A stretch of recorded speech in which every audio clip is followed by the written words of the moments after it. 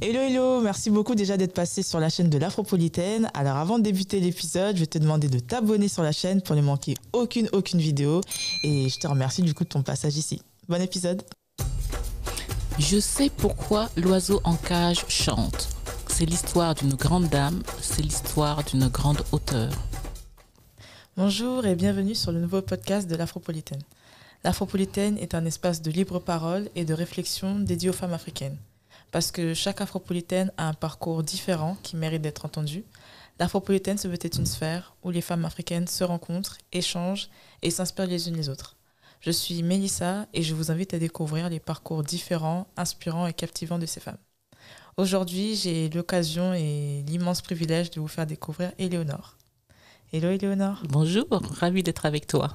Comment tu vas? Mais ça va pas mal après ce confinement très long. Ouais, on n'en sort pas, on est dans la phase du post-confinement, mais on a l'impression qu'on est encore un peu enfermé. Je passais devant le Louvre là tout à l'heure, c'est fermé, les cinémas ne vont rouvrir que là prochainement, donc ça commence à faire très long tout ça. Ouais, c'est vrai que c'est vraiment très très long, mais en tout cas merci d'avoir accepté de participer à ce podcast. Merci pour l'invitation. Pour commencer, est-ce que tu pourrais te présenter et nous dire un peu qui tu es, ce que tu fais dans la vie? Alors moi, je suis donc, j'ai fait des études de communication et puis très vite, j'ai commencé à travailler à l'Assemblée nationale. J'ai eu la chance de devenir collaboratrice parlementaire. Donc pour un député, je vais taire le nom si vous me permettez.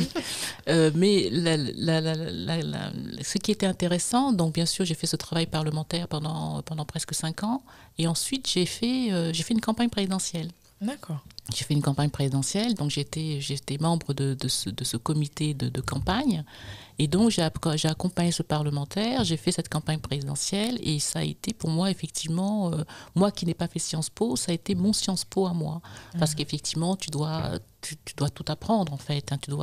Bien sûr tu dois t'intéresser à l'actualité, tu dois connaître le système des lois, le système de comment est-ce qu'on fait une loi, comment est-ce qu'on la discute, comment est-ce qu'on en parle avec des partenaires. Enfin, il y a tout un environnement, il y a tout un cadre comme ça que tu dois connaître. Donc ça a été très très formateur pour moi, et en plus la campagne présidentielle, ça accélère bien sûr tout ça, donc c'est valorisant, c'est quand même pas mal. Donc j'ai fait ça, et puis ensuite je me suis tournée vers le monde de l'entreprise, et là j'ai travaillé dans des secteurs très différents, auprès de chefs d'entreprise comme attaché de direction ou chef de cabinet parfois, aussi bien pour des grandes entreprises comme Pernod Ricard, Halliburton, récemment l'Union de la presse en région, auprès de personnalités, je vais éviter de citer les noms comme ça parce que c'est pas très bien de citer les noms, donc je vais éviter de citer les noms, mais voilà, l'audiovisuel de la France qui est devenu aujourd'hui France Monde et tout, donc ceux qui savent l'histoire sauront quelle est la personnalité qui était derrière. Donc j'ai travaillé comme ça pour tout un tas de personnes, et puis mais en même temps c'est vrai que alors c'est très comment dire, ça paye bien, on a quand même une situation sociale en vue, et puis moi j'ai toujours réussi à m'imposer en fait. J'ai jamais eu de problème lorsque je vais à un entretien de travail, je me dis pas alors si parfois au début, avant, quand j'étais beaucoup plus jeune, un peu mais je suis noire, est-ce que machin et tout, mais après j'ai pris de l'assurance, et donc je savais que je pouvais tabler sur mes compétences. J'avais des compétences, vous me prenez pour mes compétences ou vous me prenez pas. Et donc ce qui me permettait d'arriver à des entretiens de façon très à l'aise avec mon afro. Bon, il a rapetissé mon afro, mais à l'époque il était quand même beaucoup plus volumineux que ça, avec mon afro. Et je me souviens d'ailleurs que lorsque je me souviens d'un entretien d'embauche où j'ai été embauchée d'ailleurs, où j'y allais à cet entretien avec mon afro. Et ça s'est très très bien passé avec ce monsieur, on a discuté, on a refait le monde ensemble, il m'a prise avec lui, j'ai travaillé pour lui. Et puis la première fois où j'organise un comité de direction ou quelque chose dans ce genre, en tout cas une réunion importante, il me voit arriver le matin et tout ailleurs, et puis mon afro. Et puis il me dit, mais Éléonore, lorsque je vous ai recruté, vous aviez ces cheveux-là? J'ai dit oui, j'avais ces cheveux-là. Il n'y a pas possibilité de faire quelque chose? Non, il n'y a pas possibilité de faire quelque chose. Mes cheveux, je les garde comme ça. Et c'est passé, il ne m'a plus jamais fait de remarques. En fait, pendant l'entretien, on s'était tellement bien entendu, l'échange était tellement bien qu'en fait, il avait oublié que j'avais porté un afro, et c'est des mois après qu'il s'en était rendu compte. Parce que lui craignant en fait qu'on lui fasse des remarques sur sa collaboratrice qui aurait un afro. Et donc, ça s'est très très bien passé.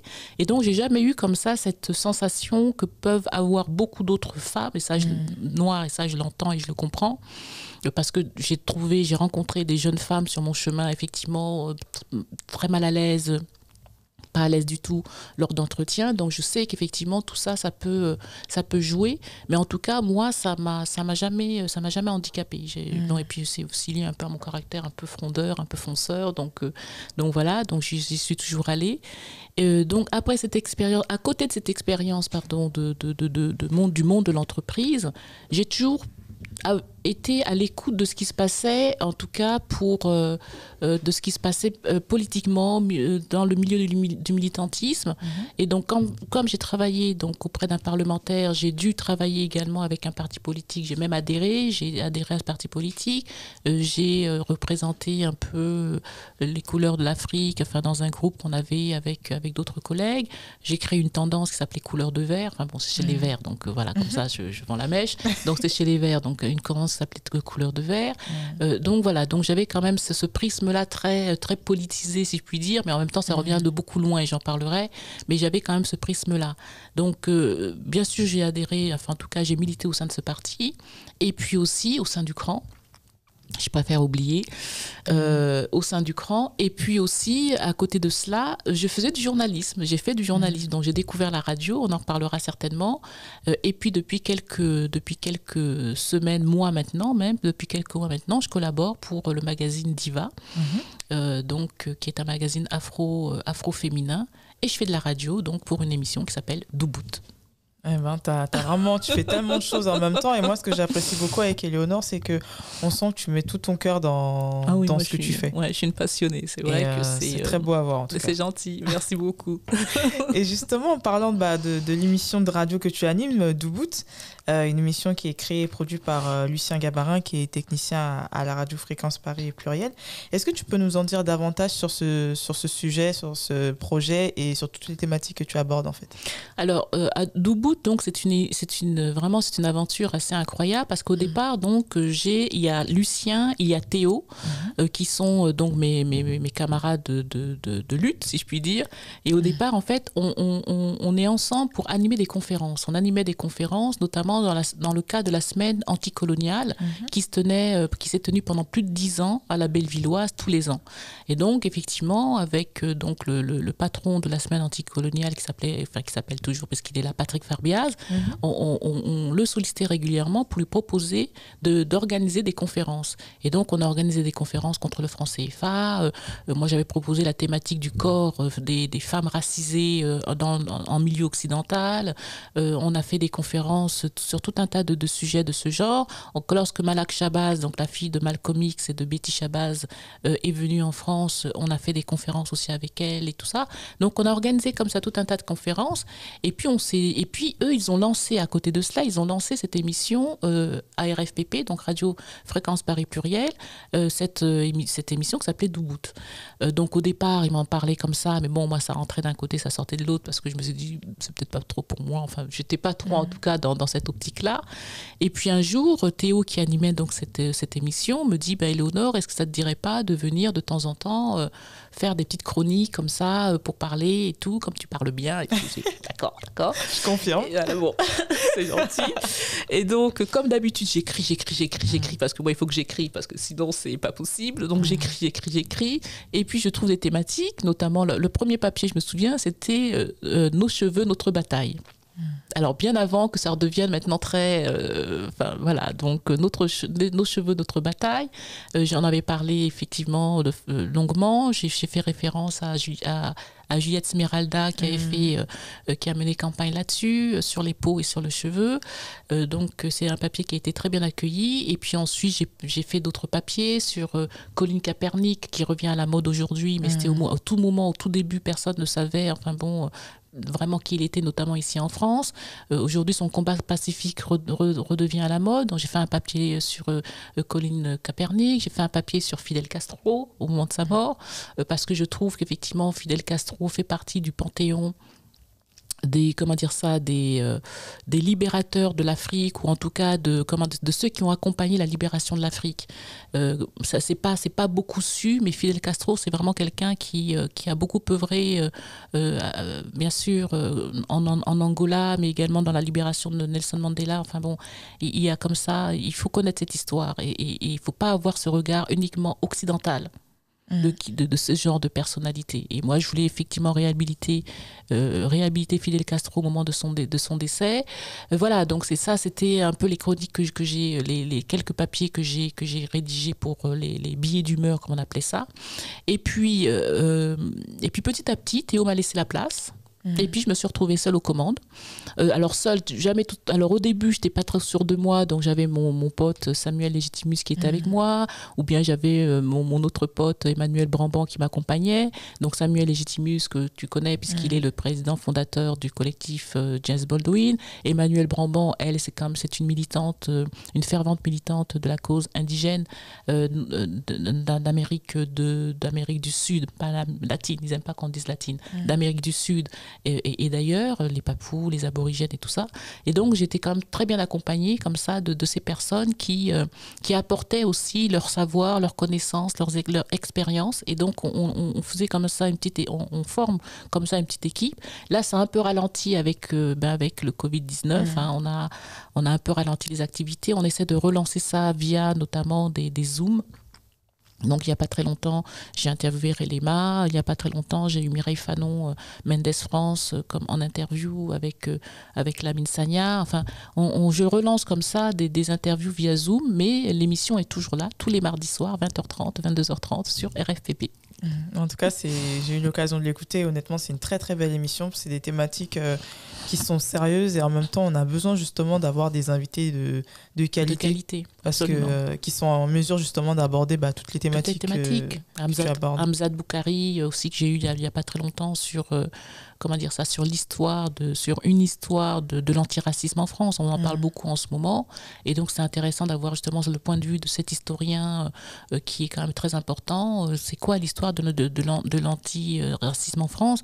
Et voilà, il y a deux pans comme ça. Il y a effectivement l'antiracisme moral ou d'État, comme certains disent, et puis ou universaliste aussi. Et puis de l'autre côté, il y a un antiracisme politique, militant, incarné par des personnes effectivement qui sont parfois victimes de ce racisme. Et parfois, il y a des clashs, et il y a effectivement des difficultés de compréhension. Et c'est comment expliquer, comment est-ce que ces deux pans de l'antiracisme existent. Et ça, Hamzat Boukari l'a très bien fait. Tout à fait. Et en parlant du collectif, le collectif James Baldwin dont tu fais partie, je voulais justement te demander, avant d'évoquer en profondeur les raisons d'existence de ce collectif, est-ce que tu pourrais déjà nous dire qui est James Baldwin? Alors James Baldwin, c'est une figure, c'est vraiment une figure marquante de l'histoire de la littérature américaine dans son ensemble, et noire américaine en particulier, parce que c'est pas seulement noir américain, c'est largement au-delà. C'est d'abord un auteur. C'est un auteur prolifique qui a effectivement écrit, qui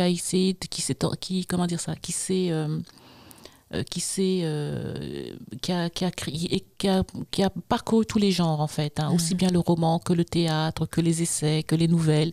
Il a même écrit un scénario le film n'a pas vu le jour, mais parce qu'il s'est pas entendu avec les studios à Hollywood, mais il a écrit le scénario d'un film sur Malcolm X, tiré de la biographie d'Alex Haley, Alex Haley que l'on connaît pour le film Roots, enfin la série Roots, la série Racine. Ça n'a pas abouti, mais il a écrit tout un tas de livres absolument incroyables. Donc c'est d'abord un auteur à lire. Ces livres, effectivement, la question centrale de la littérature ou de l'écriture de James Baldwin, c'est la notion de race. la race noire et la race blanche. Comment est-ce qu'elle vit ensemble? Comment est-ce qu'elle est confrontée? Comment est-ce qu'à un moment donné, si ces deux entités que sont ces deux races n'arrivent pas à s'entendre, les États-Unis en tout cas, pour lui, selon lui, sont amenés à dépérir. Il n'y a pas de salut sans cette réconciliation pour les États-Unis. Et c'est très fort parce que je pense qu'il est l'un des premiers à avoir abordé cette question-là, mais pas seulement sous l'angle pas sous l'angle social, mais sous l'angle aussi de la psychologie. Un peu ce qu'a fait plus tard Frantz Fanon. Frantz Fanon, lorsqu'il fait Peau noire, masque blanc, il essaye effectivement, sous l'angle de la psychologie, puisqu'il était psychiatre, Fanon, d'expliquer ce rapport entre noir et blanc. Et c'est ce que fait Baldwin avec une écriture moins scientifique, parce que c'est vrai que Peau noire, masque blanc, c'est quand même... c'est des fois assez laborieux. C'est laborieux. Moi, je le trouve un peu misogyne sur les bords, mais bon, faut pas le dire trop fort. Surtout que je connais sa fille, donc faut pas que elle va me tirer les oreilles. Donc voilà, mais c'est vrai que Baldwin le fait de façon moins lourde, en tout cas. C'est c'est plus compréhensible. Et tout de suite, on est saisi par l'écriture, parce qu'il a une écriture absolument lumineuse, il a une écriture absolument fantastique. Et donc, tout de suite, on est pris par l'écriture de Baldwin. Et ce qui est aussi absolument incroyable, c'est qu'il couvre tous les champs, c'est-à-dire aussi bien sûr, le champ politique, mais aussi le champ... il a un livre que moi j'aime beaucoup et que je relis avec plaisir, c'est Le diable trouve à faire, qui est un livre en fait sur le cinéma. Et donc là, il décortique le cinéma de son époque, bien sûr, et son ami Sidney Poitier, qui était son ami quand même, il le dézingue dans ce livre-là, parce qu'en fait, Sidney Poitier, dans ses films de Bon Noir, Devine qui vient dîner ce soir, pour James Baldwin, c'est pas possible. C'est vrai que ça avait choqué. Voilà, le bon noir comme ça, oui, bon, j'ai fait des études, machin et tout. En fait, pour lui, c'est certes peut-être effectivement un noir en devenir, mais ça ne raconte pas la réalité du noir de cette époque-là. Et la personne aussi que je trouve très intéressante dans ce film-là en particulier, dans Devine qui vient dîner, c'est la bonne. Ouais, la domestique. Ouais. La bonne noire, qui alors elle, qui est absolument outrée, absolument horrifiée de cette relation entre cet homme noir et cette jeune femme blanche. Et donc, voilà, et il en parle dans ce livre que je trouve absolument extraordinaire, de ces rapports aussi, de ces rapports de tension entre les races, de ces rôles de noirs. Ces rôles de noirs, par exemple, alors j'ai oublié le nom de ces acteurs que l'on connaît tous, hein, les acteurs que l'on voit, qu'on a vus dans les films dans les années 40, 50, 60, souvent des seconds rôles qui sont... ou l'air complètement abruti de fatigue ou de bêtise même, avec l'air comme ça, ou alors apeuré, totalement apeurés par leur environnement. Alors en même temps, c'est vrai que je le trouve un peu dur, mais je pense que ces rôles-là reflétaient aussi la condition noire de cette époque-là. C'est-à-dire à cette époque-là, c'est où tu rigolais à tout ce qu'on te disait, quitte à paraître bête, ou tu étais apeuré de ne pas faire ce qu'il fallait. Mais James Baldwin, lui, en tout cas, pointe ça de façon assez remarquable et il essaie en tout cas d'en faire, en tout cas son livre Le diable trouve à faire, qui a été traduit il n'y a pas très longtemps et que l'on trouve dans toutes les bonnes librairies, sur le cinéma, c'est un livre absolument incroyable. Tout à fait. Donc James Baldwin, c'est d'abord un auteur, à lire. Ensuite, c'est un témoin de son époque, c'est-à-dire en tant qu'homme noir, il est témoin d'une époque où effectivement être noir, aux États-Unis notamment, c'est dangereux. Et donc lui, il a expérimenté très jeune le racisme, il a subi les violences policières assez rapidement, voilà, il en parle dans ses écrits. Il vient en France très vite en 48, il a quasiment pas d'argent, mais il vient en France en 48. Là, il découvre effectivement, il se découvre auteur, mais ça n'empêche qu'il a aussi subi du racisme en France. Les gens ne le disent pas beaucoup, mais il a aussi subi du racisme en France. Il a été accusé notamment d'avoir volé une paire de draps dans un hôtel. Il a été mis en prison. Donc il a subi aussi ce racisme en France. Mais c'était pas le même racisme qu'aux États-Unis, où aux États-Unis, à chaque fois qu'il sortait de chez lui, il y avait un risque de mort. En France, c'était différent. Et donc, il a quand même pu effectivement poursuivre son petit bonhomme de chemin et il a pu se réaliser en tant qu'auteur. Ça ne l'empêchait pas de continuer à regarder ce qui se passait autour de lui et notamment, il a pris fait de cause pour les Algériens. Lorsque, pour lui, les nègres de France à l'époque, c'était les Algériens. Et donc, il a accompagné ces mouvements, il a suivi un peu tout ça, et puis il revient aux États-Unis. Et lorsqu'il revient aux États-Unis, notamment lorsqu'il voit cette jeune femme noire, cette jeune fille à l'époque, qui avait 15 ans, intégrer un collège blanc et qui se fait cracher dessus, cette image que nous avons tous en tête, elle s'appelait Dorothy Kant, cette jeune femme. Quand effectivement Dorothy Kant doit entrer dans ce collège de blancs et qu'il voit ces images-là ici en France, il se dit mais je ne peux pas rester ici tranquille, pépère, et laisser les gens là-bas se battre sans moi. Et donc, il décide de rentrer aux États-Unis. Très vite, il rencontre Malcolm X. Très vite, il rencontre Medgar Evers d'abord, Malcolm X, Martin Luther King. Et il accompagne tout ce mouvement de questionnement, sur les Noirs. Et il est témoin de tout cela. Jusqu'à l'époque des Black Panthers, parce qu'il a aussi accompagné les Black Panthers. Il a écrit une lettre formidable, une lettre ouverte au moment où Angela Davis est emprisonnée. Il écrit une lettre ouverte, lettre à ma sœur, Angela Davis, pour justement demander sa libération. Il s'est fait fortement attaquer justement par Eldridge Cleaver, notamment à cause de son homosexualité. Mais il était là, il était présent, il a accompagné tous ces mouvements, que ce soit financièrement, que ce soit de par sa présence, que ce soit par ses écrits, il a accompagné tout ça. Donc c'est un vrai témoin de cette époque. On ne va pas dire militant, parce qu'effectivement, comme il le dit lui-même, il ne se voyait pas militant, mais il représentait quelque chose de fort, et c'est pas pour rien que dans ces années-là, faire la couverture du Time pour un Noir, c'était assez exceptionnel, et il a fait la couverture du Time, et il était invité partout. À Oxford, ici, il a une conférence que l'on peut voir sur les réseaux sociaux face à un monsieur qui est quand même plutôt conservateur sur les questions raciales, où il est... Voilà, tous les étudiants d'Oxford à ce moment-là se lèvent pour l'applaudir tellement lorsqu'il dit lorsque je regardais les films de western et que j'applaudissais de voir les cow-boys assassiner les Indiens et que je me rendais pas compte que ces Indiens, en fait, c'était moi. C'est tellement fort, c'est tellement beau, c'est tellement bien qu'effectivement, chaque peuple opprimé, si je puis dire ça comme ça, ou chaque peuple minoré se retrouve dans ce discours. Et c'est pour ça que James Baldwin est d'hier, mais il est aussi d'aujourd'hui. Totalement, et d'ailleurs ce que tu dis est tellement fort, et ça fait écho justement à ma prochaine question. Au vu de l'actualité qu'on vit en ce moment, est-ce que tu penses que le discours de James Baldwin est toujours d'actualité ? Et si c'est le cas, pourquoi ? Et à ton avis, qu'est-ce qu'il aurait dit en fait s'il pouvait voir ce qui se passe aujourd'hui ? Il est totalement d'actualité, c'est-à-dire que moi j'ai oui, c'est-à-dire quand il dit à un moment donné que les États-Unis sont dans l'obligation de réfléchir à la question raciale, sinon ce pays dépérira. Enfin, il dit ça de façon beaucoup plus poétique que moi. On est complètement dans la situation d'aujourd'hui, c'est-à-dire la situation d'aujourd'hui, mais malheureusement, je ne sais pas si ce ne sera pas aussi la situation de demain, parce que je ne sais pas si on arrivera à un moment donné à trouver des solutions pour régler cette question-là.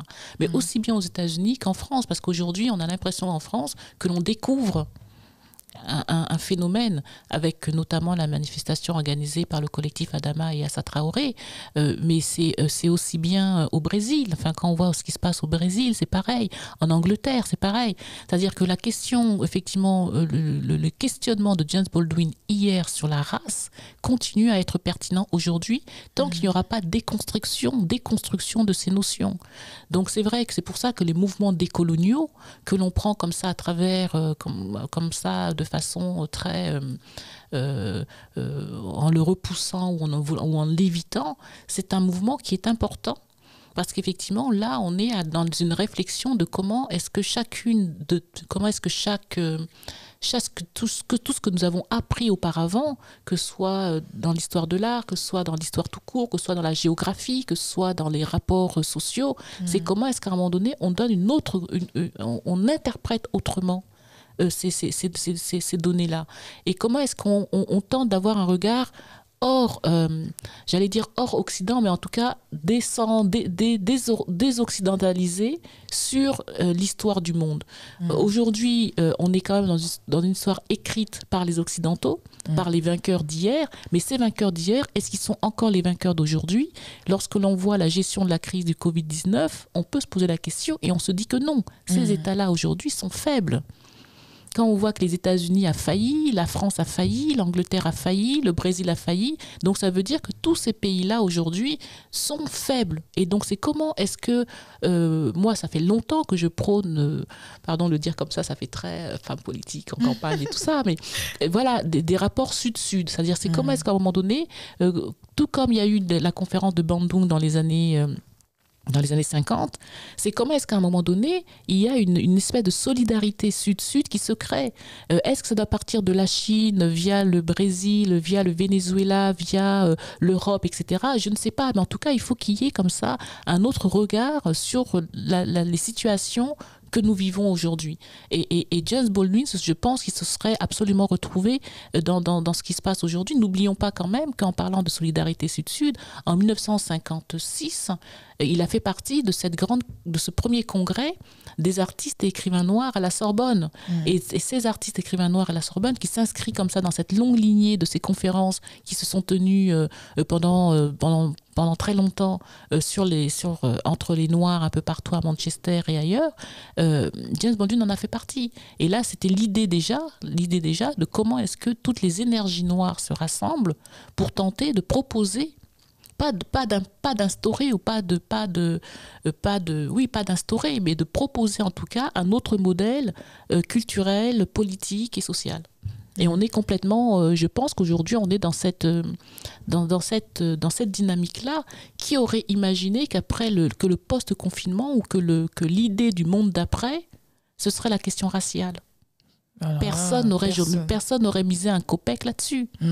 Et on est quand même dans ce rapport où les manifestations auxquelles on a participé, on est tous dedans. On est tous blancs, noirs, jaunes, verts, homo, pas homo, vieux, pas et parents, etc. On s'est tous sentis concernés parce qu'à un moment donné, oui, la question raciale dépasse même nous noirs, mais ça a toujours été aux États-Unis. On oublie que Martin Luther King était accompagné de juifs, de blancs, de rabbins, etc. Et c'est bien qu'aujourd'hui aussi, cette question soit portée pas seulement par nous noirs, mais qu'elle soit largement partagée. Et ça, je suis sûre que Baldwin, les valeurs humanistes de Baldwin auraient accepté ça, auraient porté ça. Totalement, et c'est tellement vrai ce que tu dis. Et du coup, j'ai une question aussi par rapport au collectif de James Baldwin. Pourquoi James Baldwin ? Pourquoi avoir choisi James Baldwin et pas quelqu'un d'autre ? Alors ça, il aurait fallu poser ça à l'ami Samuel. Mais Samuel, c'est vrai que Samuel Legitimus, qui est le fondateur, le président de ce collectif, il est dingue de James Baldwin depuis tout jeune. Depuis toujours, parce qu'effectivement, il s'est retrouvé dans l'écriture et je pense justement les valeurs que défend James Baldwin l'ont toujours inspiré. Mais c'est un collectif, effectivement. Enfin, en tout cas, la figure de James Baldwin, elle est transcendantale, elle est voilà, tout le monde peut comment dire ça, peut le prendre, le comprendre et l'analyser. Alors il faut une analyse quand même fine, parce que c'est vrai qu'il ne faut pas non plus faire de raccourcis sur l'humanisme universaliste, si je puis dire. C'était, pour moi en tout cas, de mon point de vue, c'était beaucoup plus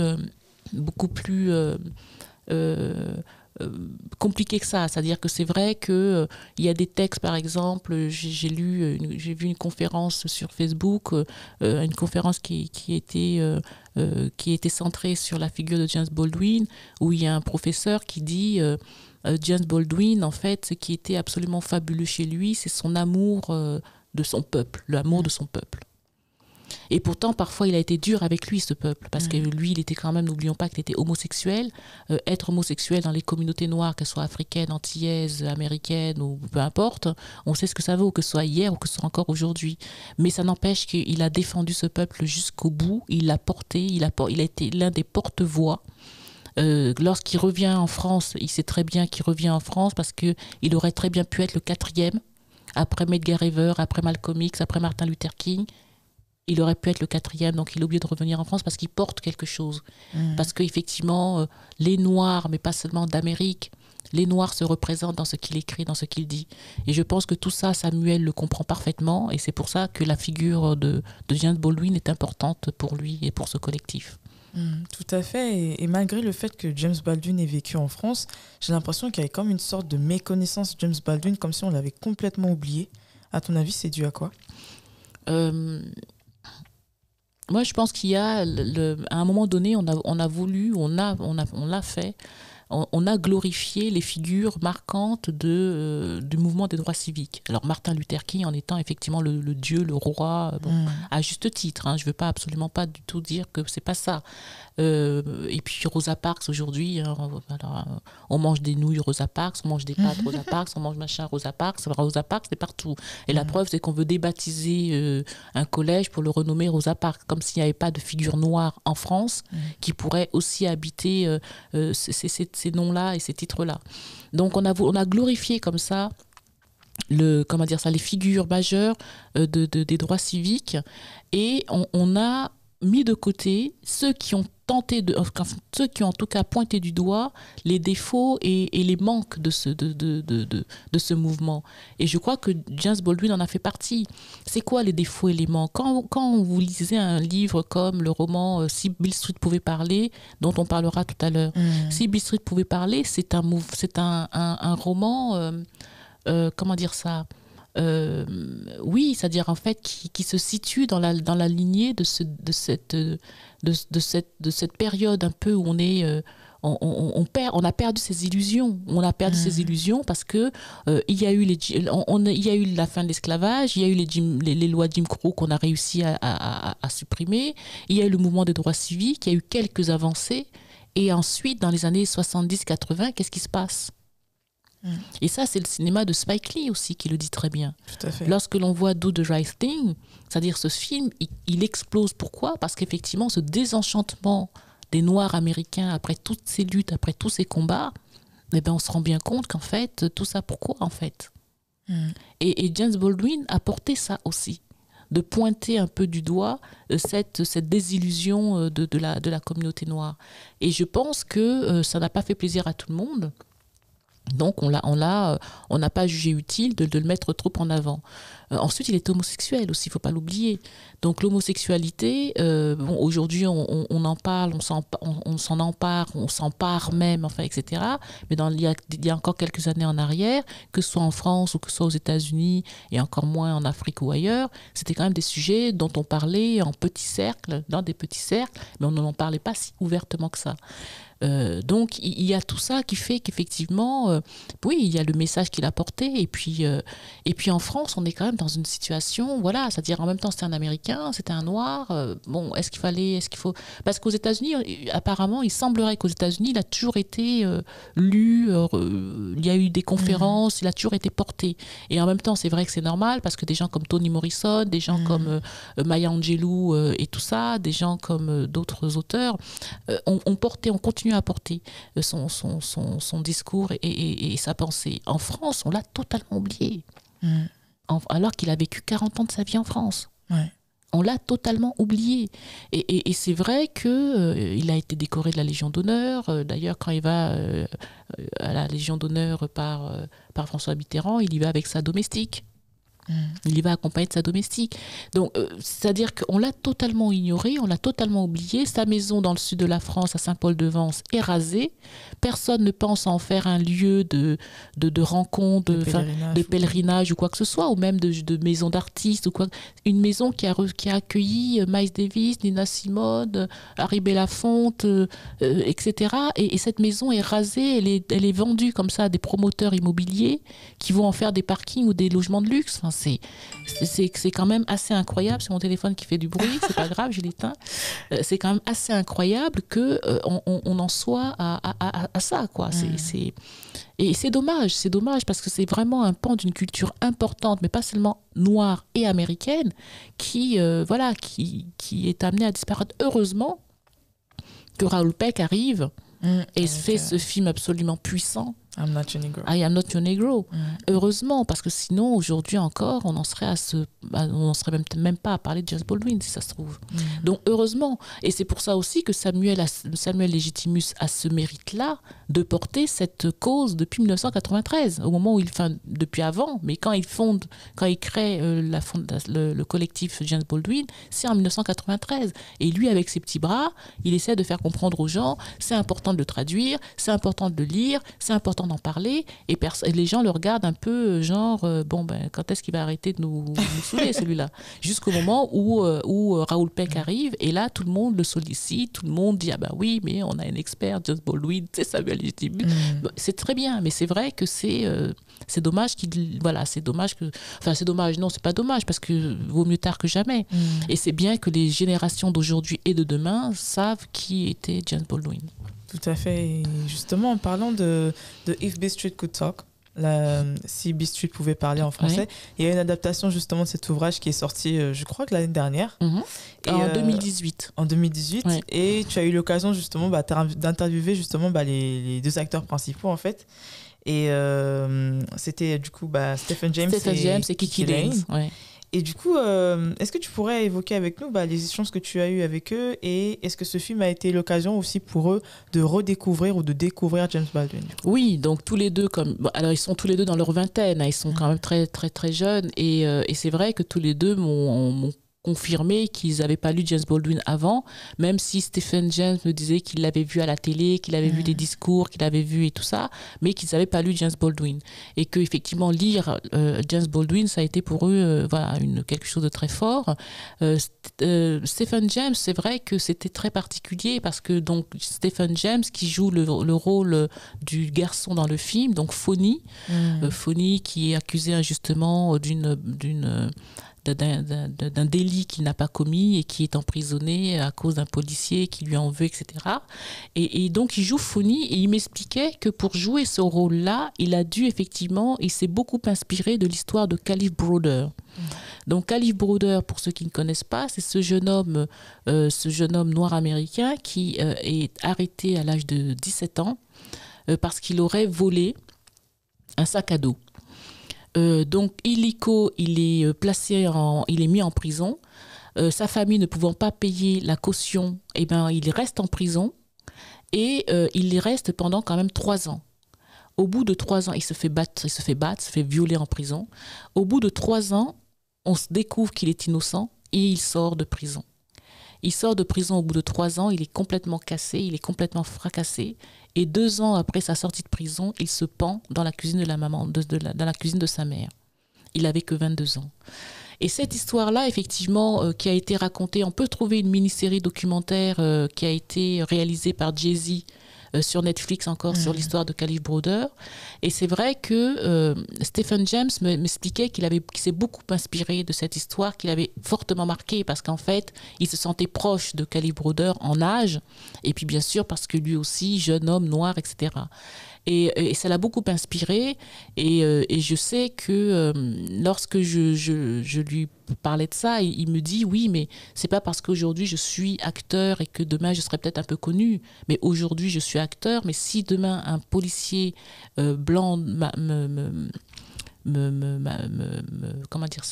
demande mes papiers, ou si j'ai une interaction avec un policier blanc, il ne verra pas que je suis un comédien connu, il verra juste un jeune homme noir, et ce qui est arrivé à Kalief Browder peut m'arriver à moi aussi. Donc c'est comment est-ce qu'effectivement il a essayé comme ça de comprendre cette situation, la situation de Kalief Browder, en disant oui, je suis Fonny, donc en s'en référant au rôle titre qu'il jouait, et je suis Kalief Browder en parlant de Kalief Browder. Je suis Fonny, je suis Kalief Browder. C'était très important pour lui. Pour Kiki Layne, ce qui était important pour elle, c'est de resituer la douleur des familles, puisque elle joue Tish, donc Tish qui est la fiancée de Fonny, qui est enceinte, on prépare leur mariage, et puis ce drame surgit et Fonny se retrouve en prison. Et c'est comment est-ce que ceux qui restent subissent cette injustice, subissent cette violence, qu'elle soit judiciaire ou qu'elle soit policière. Et elle portait plutôt un regard là-dessus. C'est comment est-ce que ceux qui restent comment est-ce qu'on accompagne ceux qui restent, comment est-ce que ceux qui restent créent des solidarités pour tenter de ne pas sombrer. C'est comment est-ce que, voilà, c'est porter le regard sur la famille et sur, sur comment est-ce que ce système de racisme systémique impacte les familles. Et quand on voit justement la sœur Assa Traoré ici en France qui porte son frère encore sur ses épaules 4 ans après sa mort pour tenter de demander justice et vérité pour la mort de son frère, c'est ça aussi, c'est comment est-ce que cette famille n'arrive pas à se reconstruire quand en plus les médias ne cessent de la présenter comme une famille de délinquants, une famille de voyous, quand en plus la famille ne cesse de délégitimer leur combat, quand la famille ne cesse de rabaisser la victime morte qu'est Adama Traoré. C'est comment est-ce que ces familles font le deuil. Je parle d'Assa Traoré, mais on peut parler de toutes ces autres familles effectivement qui ont subi ces douleurs et ces difficultés.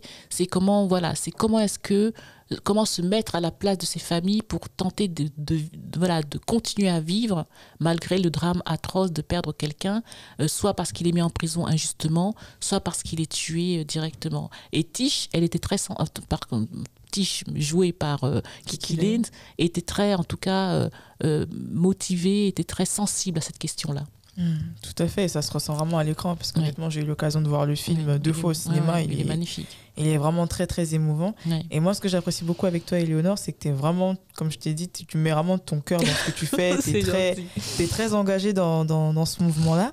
Et je voulais te demander du coup pourquoi tu as décidé d'intégrer ce collectif. Alors, moi, je suis plutôt une compagnon de route parce qu'il y a vraiment des gens qui travaillent au quotidien dans le collectif et tout. Moi, j'accompagne un peu le mouvement. Mais c'est vrai que oui, c'est le message. Alors, bon, la personnalité de Samuel aussi, il est pour beaucoup. Mais c'est vrai aussi que, oui, le message qui est porté par tout cela m'intéresse. Et je suis moi qui ai un peu navigué un peu dans le politique, un peu dans le militantisme et tout ça, je suis absolument persuadée que le culturel est important. Et Samuel porte ça au sein de son collectif. Avec ce collectif, il porte la culture noire, dont on ne sait pas grand-chose, dont on a oublié beaucoup de choses. Il porte ça et moi, ça m'intéresse fortement. Ça m'intéresse fortement parce qu'effectivement, parce que moi aussi j'apprends, parce qu'il y a des choses, j'ai des sensations, parce que j'en ai entendu parler quand j'étais jeune, où je n'ai pas creusé et tout. Et donc, ça me permet justement de creuser, ça me permet d'aller plus loin. Et ensuite, faire le lien avec d'autres, c'est d'autant plus valorisant et gratifiant. Donc c'est important effectivement de soutenir un collectif comme celui-là parce que c'est comment est-ce qu'on parle d'une culture qui a été oubliée, qui a été mise de côté et comment est-ce que, oui, quelqu'un comme Samuel en parle très très bien. Donc c'est important et moi je suis très contente d'accompagner ce collectif. Tout à fait, et ça se voit et honnêtement c'est vraiment super. Et justement tout à l'heure tu faisais allusion à la culture. Est-ce que tu trouves que les jeunes actuels ont une certaine méconnaissance de la culture et à ton avis si c'est le cas, à quoi c'est dû en fait? Alors, il y a quelqu'un, il n'y a pas très longtemps, qui me disait oui, c'est aux parents de transmettre. C'est vrai que moi, j'ai eu la chance d'avoir un père. Mon père a été journaliste, a été professeur. Chez nous, il y avait des bouquins partout.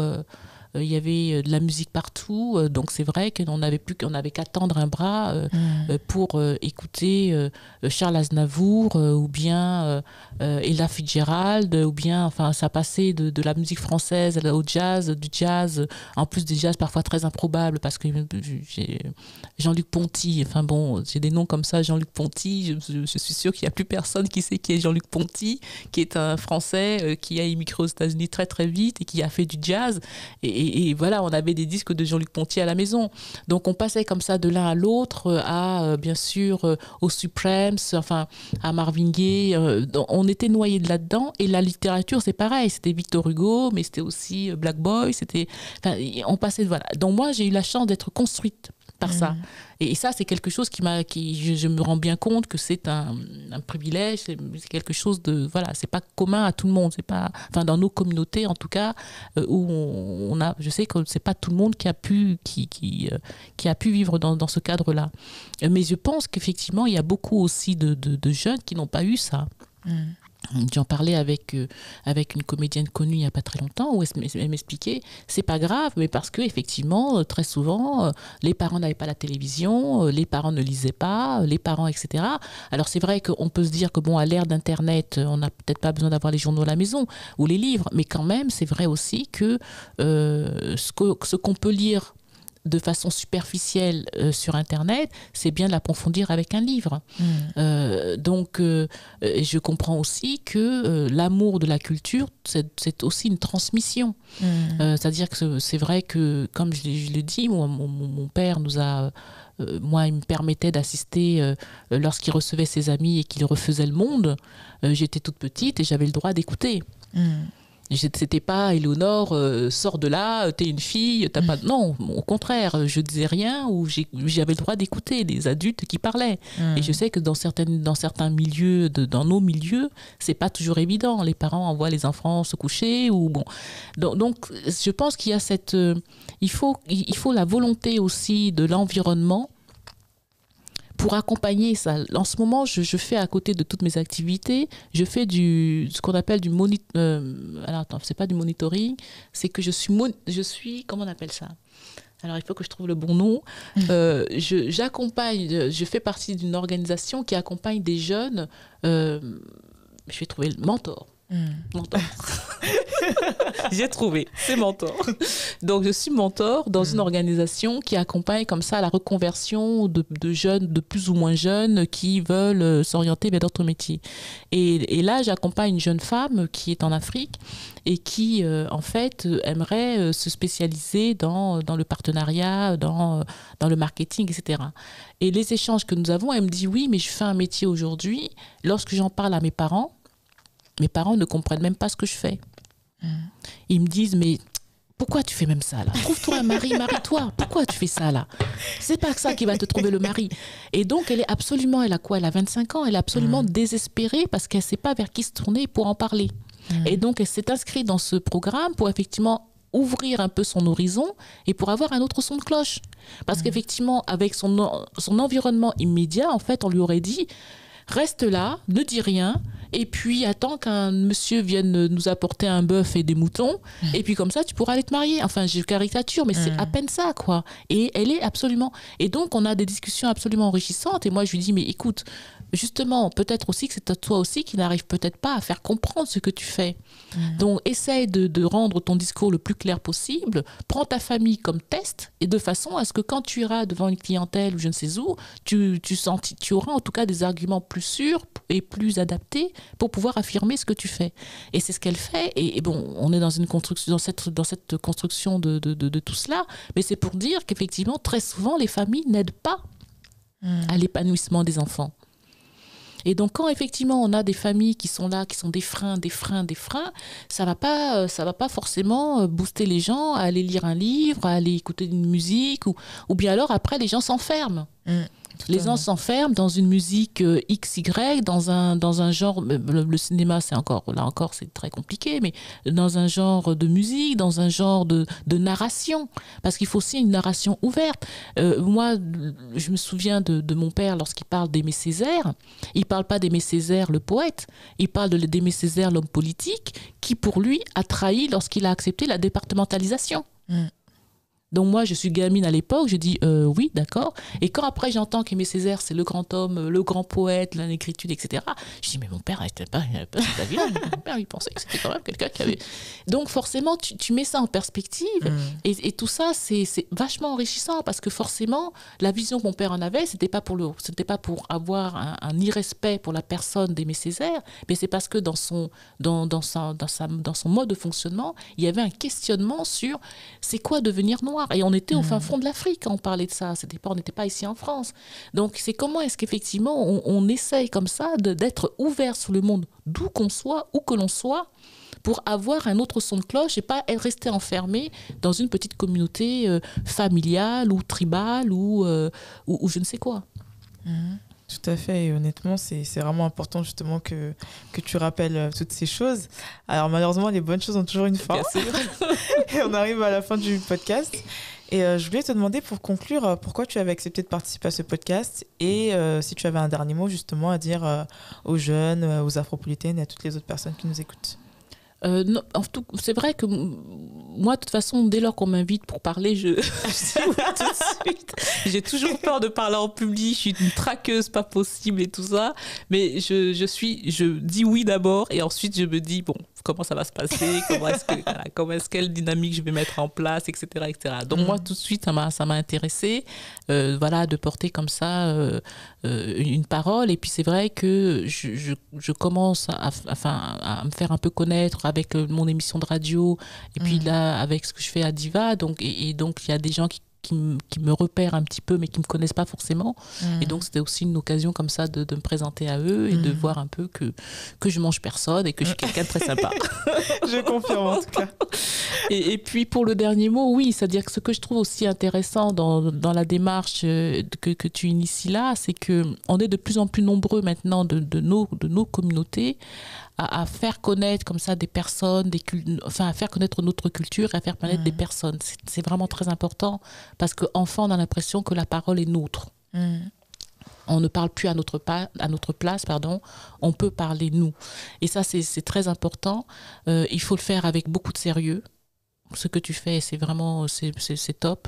Mais beaucoup d'autres le font aussi de plus en plus maintenant. Il faut accompagner ça. Et puis, comme je le disais aussi, c'est parce que ça permet justement de déverrouiller un peu, parce que je trouve qu'on est... quand je lis les réseaux sociaux, parfois, j'ai beaucoup de copains que j'adore, mais il faut qu'on sorte un peu de nous, quoi. Le débat sur Autant n'emporte le vent, moi, je l'ai regardé 10 fois et je le regarderai encore 10 fois et j'adore Autant n'emporte le vent. Je suis une romantique indécrottable et tout. J'ai moins aimé la suite, mais bon, voilà le débat autour de oui, mais noir, blanc... Oui, c'est important. Il faut déconstruire. Mais si on veut accompagner cette déconstruction, il faut aussi qu'on soit ouvert. Il faut aussi qu'on soit ouvert sur les autres, sur d'autres, sur la culture, sur le monde de la culture. Lire des livres, oui, mais tous les livres. Pas seulement Cheikh Diop, pas seulement Senghor, pas seulement Aimé. Il faut lire tous les livres. Il faut aller au cinéma, oui, mais pas seulement voir Il a tes yeux ou je ne sais quel autre film. Il faut voir tous les films. Il faut écouter de la musique, oui, mais pas seulement Curtis Mayfield que j'adore ou pas seulement Manu Dibango. Non, il faut écouter tous les genres de musique, etc. Le théâtre, c'est pareil. Et c'est comme ça, effectivement, qu'on arrive aussi à appréhender l'autre, si je puis dire, parce qu'on a longtemps été nous aussi l'autre, mais comment est-ce qu'on appréhende les autres ou l'autre, et c'est comme ça qu'on peut cheminer ensemble et trouver des moyens de déconstruction de ces notions de race, de cette tension raciale qui revient aujourd'hui en France mais partout. C'est comme ça qu'on arrivera à déconstruire. Si on reste comme ça sur nos petits principes et tout, je pense qu'on va pas très loin. Donc je pense que c'est important tout ça. La culture, c'est très important. Totalement, et je te remercie en tout cas d'être une belle ambassadrice de la culture, je vais y arriver. Merci en tout cas de m'avoir invitée, c'était vraiment sympa. Merci beaucoup Éléonore vraiment pour ta participation, et quant à moi, je vous dis à très vite pour un nouvel épisode.